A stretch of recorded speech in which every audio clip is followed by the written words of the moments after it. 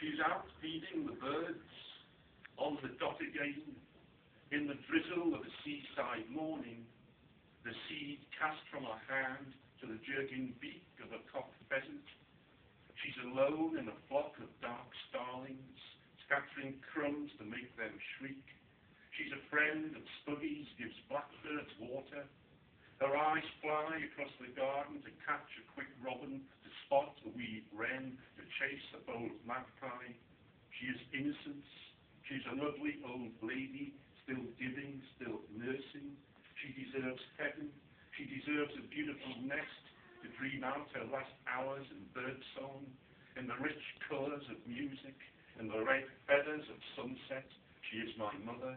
She is a rare bird who fed me beautiful dreams. Thank you for letting me climb with the skylarks. Thank you for the strength